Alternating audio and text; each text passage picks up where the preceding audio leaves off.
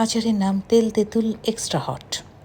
দেখতেই পাচ্ছেন নাগামরিচ একদম শকিং হট। এর জন্য প্রথমেই এই যে তেঁতুলগুলোকে পানি দিয়ে গুলিয়ে নিয়েছি, এটা ছেঁকে কাঁধ নিয়ে নিতে হবে। খুব বেশি কিছু লাগে না, দেখতেই পাচ্ছেন রসুন লাগছে, নাগামরিচ লাগছে আর সরিষা বাটা লাগছে। এই যে কাঁধ অর্থাৎ বিচিটাকে আমরা ছাড়িয়ে নিয়েছি। এরপর শুরু হলো মূল রান্নাবান্না অর্থাৎ আচার তৈরির প্রক্রিয়া। প্রথমেই ফোড়ন দিয়ে নিয়েছি তেলের মধ্যে, এরপর এটা হচ্ছে সরিষা বাটা পরিমাণ মতো, একেবারেই সব কিছুই আসলে পরিমাণ মতো। যারা প্রফেশনাল তারা হয়তো গ্রামার মেনে চলেন, কোনটার কি প্রপোর্শন সেটার মেপে মেপে বলে দিতে পারবেন আপনাদের।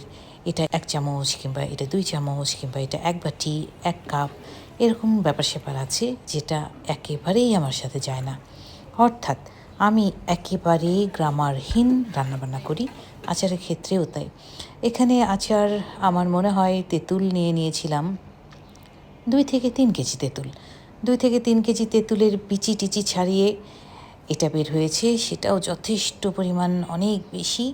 কেন জানি আমি অল্প অল্প জিনিস তৈরি করতে পারি না। আমি যখনই রান্নাবান্না আচার টাচার তৈরি করি দেখা যায় যে বিরাট ভলিউম গিয়ে দাঁড়ায় এবং সবাই একই কথা বলে যে এটা কোথায় রাখবো কিংবা এটা কতদিনে খাবো, একাকার অবস্থা আসলে।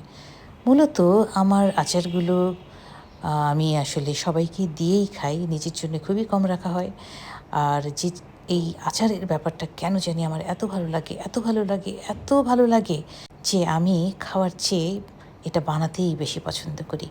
আমার মনে হয় আমার কথাবার্তার মধ্যে আরও কিছু বিষয় আশয় যেগুলো যুক্ত করেছি, যেমন লবণ যুক্ত করেছি, চিনি যুক্ত করেছি, এগুলো বোঝা গেছে।